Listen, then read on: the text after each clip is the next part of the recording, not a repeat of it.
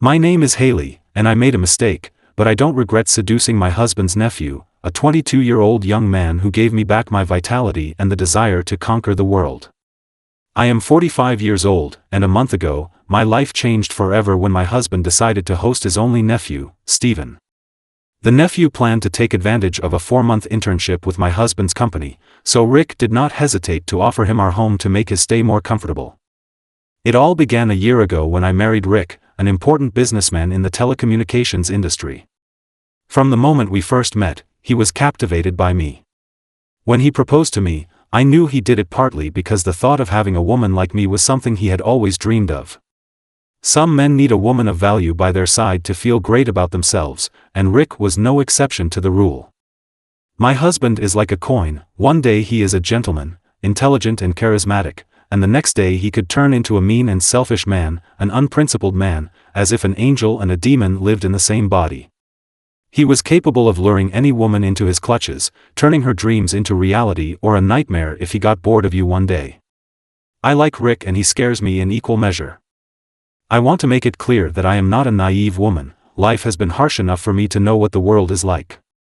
I am not the kind of woman who believes in love stories or empty promises. Our love was far from exemplary, but marriage allowed us to cement a better position in society. So it wasn't just a love contract, it was a business. For a whole year, we were two strangers living under the same roof without touching each other or becoming intimate as two people in love would have done.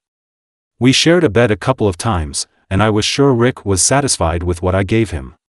But sometimes nothing is enough, so I wasn't surprised when I found out he was unfaithful to me. I didn't confront him because I knew that my presence in his life was not that of a faithful companion but rather an image of the perfect wife, and he didn't seem to care that I left without warning or that I was unfaithful either. Rick just wanted me to be there for him and play the role of the perfect husband. Over time, I realized that I had become complicit, living in the shadow of a man who could make my life a living hell, and I accepted it. I made peace with the mistreatment, the indifference, and the lack of loyalty. I accepted the life I chose the moment I decided to become his wife. Fortunately, life gave me a surprise, and it turned out to be Stephen, my husband's nephew. One morning, Stephen arrived in his car with 2 suitcases in his hands and a sad smile. He had not attended our wedding, and that day was the first time we had met. When my husband invited him in and introduced me, Stephen looked at me with an expression that had become habitual every time Rick introduced me to one of his friends or co-workers, an expression of desire and admiration. All my life, I've been aware of the effect I have on men. Some look at me with desire as if I were a juicy piece of meat, and others are intimidated by me because they're not used to interacting with a woman like me. Beauty was my greatest asset, and I knew how to use it. So seeing my nephew's reaction made me think of greed and desire. "Thank you so much, Auntie," Stephen said that day after my husband showed him the room I had prepared for him. The fact that he called me Auntie bothered me, but I didn't pay it much mind. He would do his best to change the way he addressed me. The days passed quietly. Stephen quickly adapted to the city and did well in his internship. Sometimes he would come home early and join me for dinner, sometimes Rick joined us, but more often, I was alone with his nephew, and those moments alone were enough for me to get an idea of the kind of man Stephen was. He was determined, kind, and charismatic. He loved to take care of himself and was constantly exercising. More than once, I caught him doing push-ups in his room with the door open, shirtless. On weekends, he would swim in the pool for 40 minutes straight.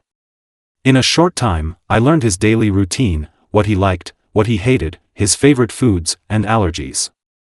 In front of my husband, I was doing the work an aunt would do for her nephew, but the reality was different. I was obsessed with him, and the best part was that I knew he was not indifferent to me. What had been mere curiosity at first had grown into something more over time. One day, while we were having breakfast together, I decided to make the first move. "Tell me, Stephen, do you have a girlfriend?" I asked casually. Stephen hesitated for a few moments before answering. "I did," he said with a sad smile, "but because of my studies and internship, we couldn't keep seeing each other." "That's too bad," I replied, taking a sip of my coffee. After a pause, I added, "But don't worry, you don't need a girlfriend right now. Women your age don't know what they want themselves. Maybe you should consider a more liberal relationship." Stephen seemed puzzled by my comment but then replied that he wasn't sure if that would really be a good thing. Is that what you think? I asked, feigning surprise. Come on, you're a man, a young man. There's only one thing that matters at your age. What's that? Stephen asked with interest. Women, I replied. I too was a young woman who didn't know what I wanted at your age. It's best to live in the moment, enjoy, experiment, and not get caught up in commitment. A man like you shouldn't waste time trying to learn from an inexperienced woman. I remarked lightly. Stephen seemed to ponder my words for a few seconds. He stared at his plate, then he looked at me with a spark of understanding in his eyes and asked, "What have you advised me to do? Look for a mature woman?" "A woman," I said with a smile, "a woman who will show you the real world, let that make you a man." "Stephen, where can I find a woman with those characteristics?" he asked, still laughing. "Life takes many twists and turns, Stephen. Maybe that woman is just around the corner," I told him with a smile. He didn't answer me after that, but something in his eyes confirmed that I had planted the idea in his mind. The woman who matched those characteristics was right in front of him. Now all he had to do was put the idea into action. From that day on, I promised myself that if I wanted to get my husband's nephew into bed, I had to do it right when my husband wasn't home and Stephen came home from work. I greeted him with a delicious dinner. I always asked my coworkers to leave before 5 p.m., so there would be no one in the house. I welcomed Stephen and took care of him like a woman takes care of her man. I would ask how he was doing, and when he went to bed or studied, I always reminded him that if he needed anything, feel free to come to my room. He was always kind and shy about my advances. When I touched him on the pretense of cleaning or fixing his tie before leaving for work, he looked tense and embarrassed, but these subtle reactions only fueled my desire, and I began to act more boldly. Sometimes I didn't wear a bra at home, and when I left my room early in the day, it was always in a silk ensemble that left little to the imagination. When we met in the kitchen, I would bend over to look for something but always slowly and defiantly, so he could get a good view of my cleavage or the back of my body. On weekends when he went swimming in the pool, I started accompanying him, making excuses that I never got a chance to sunbathe. I would lie face down on a chaise lounge, and when I heard him come out of the pool for a drink of water, I would unbutton the straps of my swimsuit. I always wore dark sunglasses, so he wouldn't notice that I was always looking at him, watching his reactions and the barely concealed glances he cast at my body. But one night, I decided to take my plan to the next level. Rick arrived late that day. He had a couple of drinks and was ready for action. One thing led to another, and eventually, my husband and I got down to it on the couch in the living room. I slowly lowered myself onto it as I suddenly heard footsteps coming down the stairs, knowing it was Stephen. I started to scream voluptuously, pretending to like what I was doing. I looked toward the stairs and faced Stephen. His eyes were wide open, and what I liked was the way his manhood reacted in this position. Stephen could only see my naked torso, but he knew that the cause of his reaction was the sight of my bust bouncing in rhythm with my hips. I maintained eye contact as I rode my husband, biting my lower lip with desire, and the moment I put 2 fingers in my mouth, Stephen turned away and hurried up the stairs. For the next few days, he seemed to avoid me.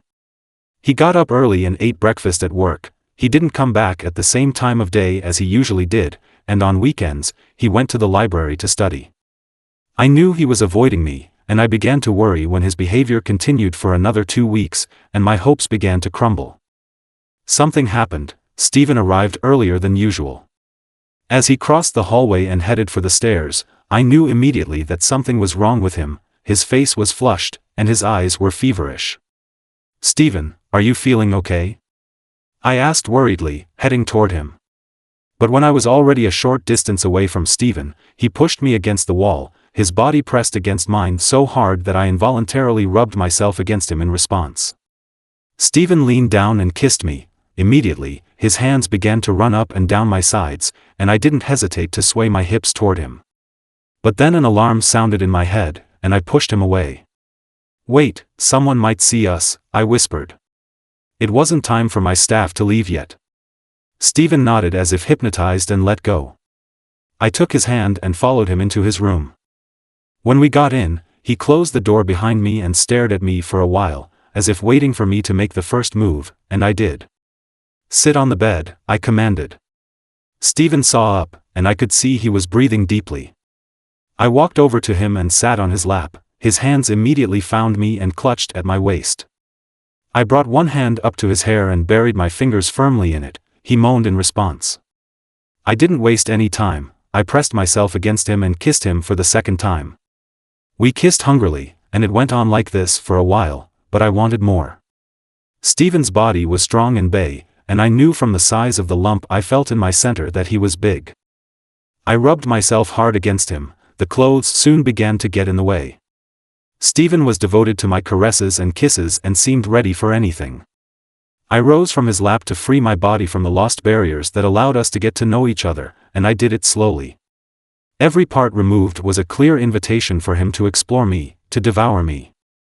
"It's not fair that I'm the only one getting undressed," I muttered in a joking tone. Stephen nodded awkwardly and hurriedly began to remove everything he was wearing. His shoes, pants, and shirt were left on the floor, and as he was about to remove the last piece of clothing, I stopped him. "Leave it to me," I whispered in his ear. Slowly, I removed the last piece of clothing from Stephen. If I had found Stephen's appearance attractive before, I found it even more attractive now. Stephen was a perfect size. I pushed him onto the bed, and he lay on his back. His eyes consumed me as if he wanted to burn the image of my body into his mind. I sat on top of him, and all those forbidden thoughts of Stephen popped into my head. This game of seduction had opened a breach in our relationship, and what happened next would lead us into a much more dangerous game, but I didn't care. I accepted it the way only a woman like me can. I did it to him twice in a row, giving him no respite to internalize the sensations. When I was about to pleasure him a third time with my mouth, Stephen stopped me by putting his hand on my head. "You don't know how many times I've released myself thinking about you." "Is this a dream?" he asked in an interrupted voice. "No, Stephen, it's not a dream," I whispered, my voice hoarse from the passion I felt. What we were doing was real. Since that day, things have only gotten better. Stephen was a quick and enthusiastic learner. He was constantly learning how to pleasure me, and I was teaching him things he had never tried before. With me, he was being introduced to a new facet of desire, one that was stronger and more sensual. This wasn't just a one-night stand, sex with the on-call girlfriend. No, it was a roller coaster of sensations that pushed us to the limit like never before. And every time we were alone in the house, Stephen came into my arms, craving new sensations. I wanted to keep teaching him new sides, showing him what a woman my age had to offer an inexperienced man like him. My game had worked, and now my husband's nephew and I couldn't stop. Desire intoxicated us with each other, and we didn't hesitate to satisfy those desires in every corner of the house. I realize it's not fair that I keep involving Stephen in my games, but I can't stop. The desire ignites with each encounter, and my mind constantly creates new needs to satisfy. Perhaps time will make me pay for doing this with my husband's nephew, but the future is so distant that I don't think it's worth worrying about. My affair with Stephen will end when he comes home, and I'll have plenty of time to think about my actions from then on. But tonight, I'll be thinking only of Stephen, fantasizing about our adventure, about how quickly he's gone from a young man of 20 to a man capable of satisfying the desires of a 40-year-old woman. What do you think of all this? I know my actions were wrong, but so was my marriage. Dear friends, if you like this story, please share your thoughts in the comments and give it a like or dislike, and don't forget to subscribe to our channel.